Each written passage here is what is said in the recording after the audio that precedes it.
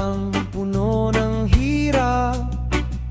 Maraming pagsubok ang dumaan sa aking harap.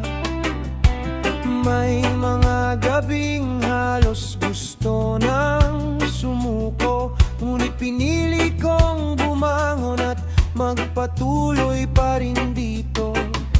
Hindi ko hinintay na swerte ang lumapit. Sa bawat pangarap ko'y tiyag ang kapalit. Unti-unting nabuo ang mga pangarap sa bawat hakbang na aking pinaghirapan.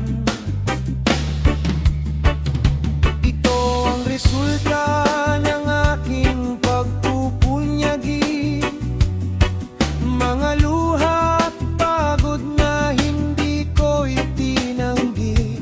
Bawat sugat at sakit na aking pinagdaanan, ngayon ay naging daan tungo sa tagumpay na inasam. Ito ang resulta ng hindi pagsuko, kahit ilang beses nang nadapa ang puso.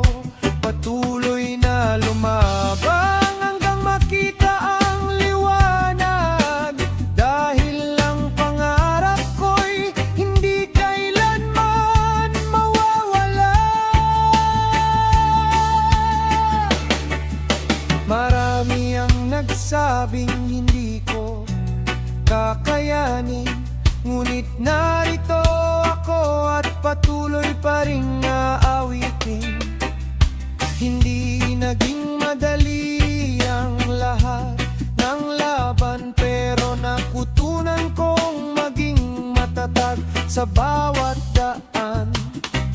At ngayong unti-unti nang natutupad mga pangarap na noon ay tila napakalayo agad.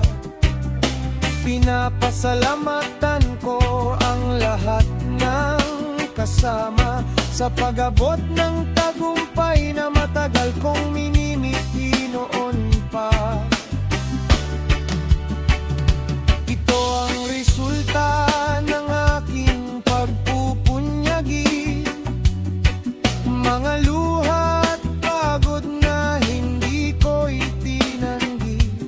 Bawat sugat at sakit na aking pinagdaanan, ngayon ay naging daan tungo sa tagumpay na inasam. Ito ang resulta ng aking pagpupunyagi, mga luha at pagod na hindi ko itinanggi.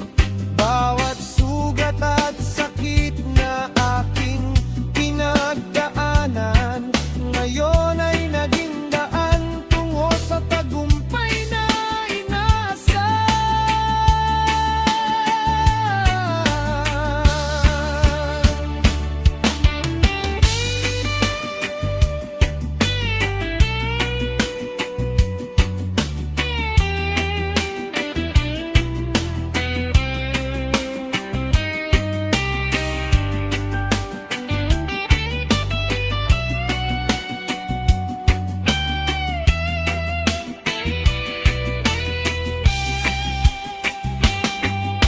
Kapag dumating ang araw na ikaw ay mapagod,